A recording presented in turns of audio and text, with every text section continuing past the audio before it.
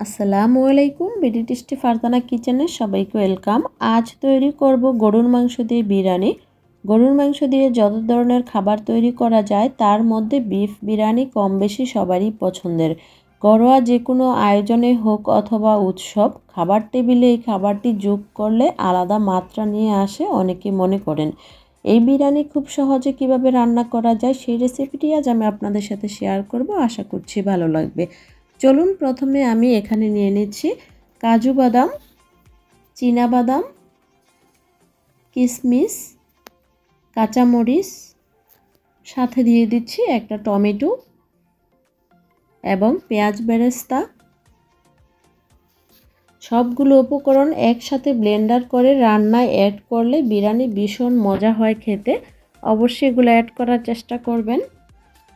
একটা প্যানে এখানে নিয়ে নিচ্ছি 1 কাপ পরিমাণ রান্নার রেগুলার সয়াবিন তেল।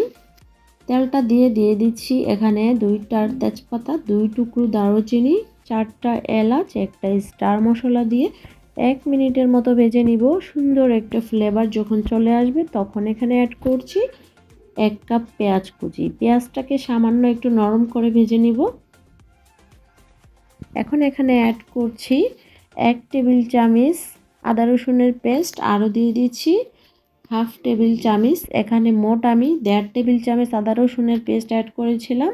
এখন দিয়ে দিয়েছি 1 কাপ টক দই। অবশ্যই টক দইটা দেওয়ার চেষ্টা করবেন, এতে বিরিয়ানিটা অনেক মজা হবে খেতে। এখন দিয়ে দিচ্ছি ব্লেন্ডার করা সেই উপকরণগুলো। 1 কাপ দিয়েছি এখানে, খুব ভালোভাবে মিশিয়ে নিতে হবে। আমরা যেহেতু এখানে বাদাম অ্যাড করেছি, খেয়াল রাখতে হবে চুলার আঁচটা মিডিয়াম রাখতে হবে। হাই হিটে রান্না করলে তলায় লেগে যাওয়ার চান্স থাকবে। এখন আমি এখানে বিরিয়ানি মশলার প্যাকেট ইউজ করেছি, সম্পূর্ণ প্যাকেটের মশলাটা এখানে অ্যাড করেছি। খুব ভালোভাবে মিশিয়ে নিচ্ছি।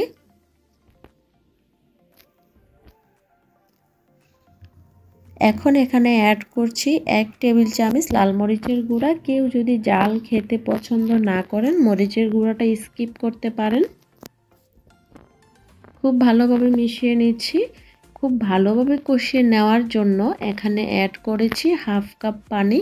পানিটা দিয়ে খুব ভালোভাবে মশলাটাকে কষিয়ে নিতে হবে। চুলার আঁচটা লো রেখে আমরা মশলাটাকে 7 থেকে 8 মিনিট কষিয়ে নিব। মশলা যত ভালোভাবে কষিয়ে নেবেন তরকারির টেস্ট খুব ততটাই ভালো হবে। এখানে আমি 1 টেবিল চামচ লবণ ইউজ করেছি। এখন একইভাবে খুব ভালোভাবে কষিয়ে নেব। আমি এটা ঢেকে কষিয়ে নিচ্ছি। দেখুন তেলটা উপরে ভেসে উঠেছে। ধৈর্য সহকারে চুলার আঁচটা মিডিয়াম রেখে মশলাটা খুব ভালোভাবে কষিয়ে নিতে হবে, তাহলেই বিরিয়ানির মাংসের টেস্ট খুব ভালো হবে।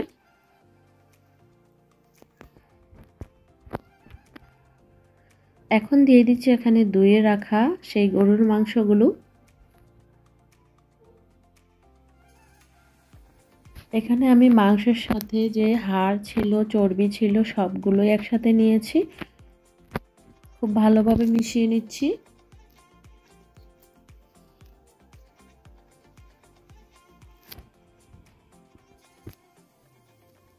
খুব ভালোভাবে মিশিয়ে নিতে হবে। আর চুলার আঁচটা সামান্য পরিমাণ একটু বাড়িয়ে দেব, বাড়িয়ে আমি এটা ঢেকে দিচ্ছি। রান্নায় কিন্তু কোনো পানি আমি এই পর্যন্ত ইউজ করিনি। দেখুন মাংস থেকে যথেষ্ট পরিমাণ পানি উঠেছে।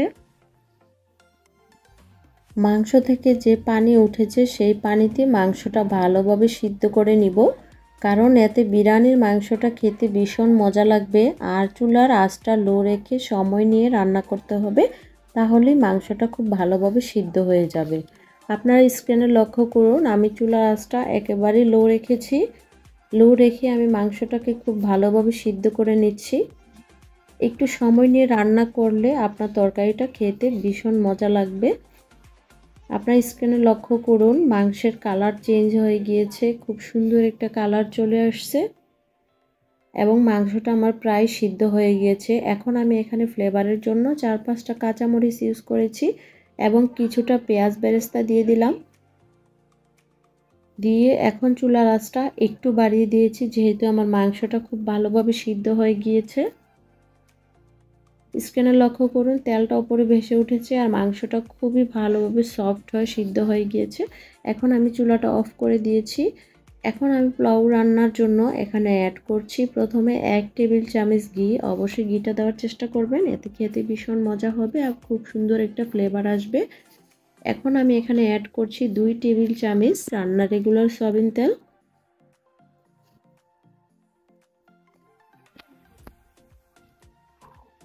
এখন এখানে অ্যাড করছি পেঁয়াজ কুচি।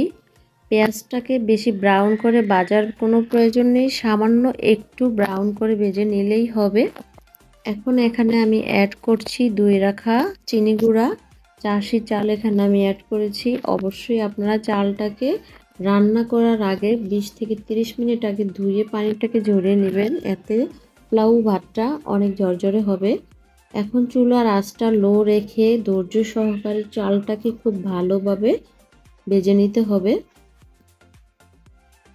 খেয়াল রাখতে হবে তলায় যাতে লেগে না যায়। যদি চুলার আঁচ বাড়িয়ে চালটা ভাজেন তাহলে চালটা ভালোভাবে ভাজা হবে না এবং তলায় লেগে যাওয়ার চান্স থাকবে। এখন আমি এখানে অ্যাড করছি 1 টেবিল চামচ লবণ এবং 6টা কাঁচামরিচ।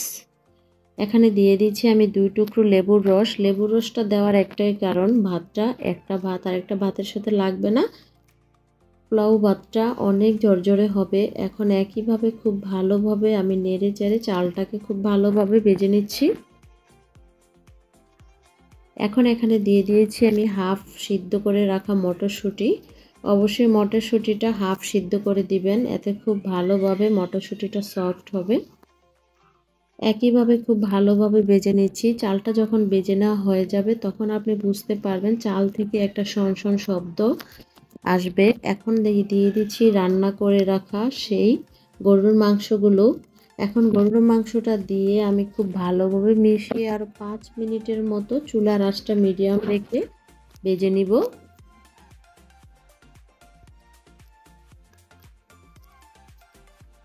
একটু ধৈর্য সহকারে সময় নিয়ে ভেজে নেবেন, এতে ফ্লেভারটা খুব ভালো আসবে এবং বিরিয়ানিটা অনেক ঝরঝরে হবে।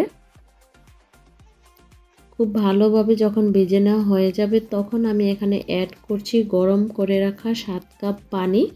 যেহেতু আমরা 4 কাপ চাল নিয়েছি, 4 কাপ চালের জন্য মোট 8 কাপ পানি লাগবে। এখানে আমি 7 কাপ পানি দিয়েছি, 1 কাপ লিকুইড দুধ ইউজ করেছি। আপনারা চাইলে দুধের পরবর্তীতে এখানে পানিও অ্যাড করতে পারেন, এতে কোনো সমস্যা নেই। একটু ভালোভাবে মিশিয়ে নেওয়ার পর অ্যাড করছি 1 টেবিল চামচ কেওড়া জল এবং সাথে দিয়ে দিচ্ছি সামান্য পরিমাণ একটু টেস্টিং সল্ট। টেস্টিং সল্ট যদি কেউ স্কিপ করতে চান করতে পারেন, কোনো সমস্যা নেই। সবগুলো উপকরণ একটু ভালোভাবে মিশিয়ে নিচ্ছি। এই সময়টা চুলার আঁচটা আমি হাই রেখে ঢাকনা দিয়ে ঢেকে বলক তুলে নিচ্ছি। যখন দেখতে পারবেন এভাবে বলক চলে আসছে, এই মুহূর্তের সাথে সাথেই চুলার আঁচটা মিডিয়াম করে দিতে হবে, কারণ যদি আপনি হাই হিটে বিরিয়ানিটা রান্না করেন তাহলে চালটা ভালোভাবে সিদ্ধ হবে না, শক্ত থাকবে আর তলায় লেগে যাওয়ার চান্স থাকে। এই সময়টায় খেয়াল রাখতে হবে চুলার আঁচটা মিডিয়াম রেখে আমরা বিরিয়ানিটাকে রান্না করে নিব। স্ক্রিনে লক্ষ্য করুন আমি আলতো হাতে বিরিয়ানিটাকে ওপর থেকে নিচে খুব ভালোভাবে নেড়ে দিচ্ছি এবং সাথে দিয়ে দিচ্ছি কয়েকটা কিশমিশ। ভালোভাবে নেড়েচেড়ে মিশিয়ে নিচ্ছি। আমার চ্যানেলে যদি কেউ নতুন এসে থাকেন, এখনও আমার চ্যানেলটিকে সাবস্ক্রাইব করেননি, প্লিজ রেসিপি যদি ভালো লেগে থাকে চ্যানেলটিকে সাবস্ক্রাইব করে পাশেই থাকবেন। আর ফেসবুকে যদি কেউ ভিডিওটি দেখে থাকেন অবশ্যই লাইক শেয়ার কমেন্ট করতে ভুলবেন না। আর রেসিপি যদি ভালো লেগে থাকে পেজটিকে ফলো দিয়ে রাখবেন। এখন সাথে দিয়ে দিচ্ছি কয়েকটা আলু বোখারা এবং কিছুটা পেঁয়াজ বেরেস্তা। এখন দমে রেখে দিয়েছি আমি আরও 10 মিনিটের জন্য। দেখুন বিরিয়ানিটা কতটা ঝরঝরে হয়েছে, একটা ভাত আর একটা ভাতের সাথে লাগেনি।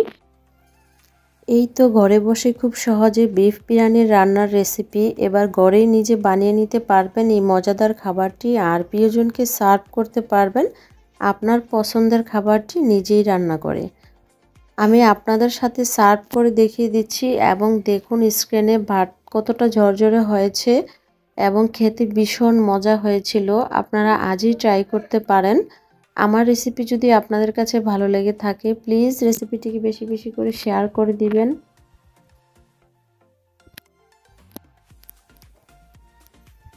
তাহলে আজ এই পর্যন্তই, আবারও চলে আসব নতুন কোনো রেসিপি নিয়ে। সবাই ভালো থাকবেন। আল্লাহ হাফেজ।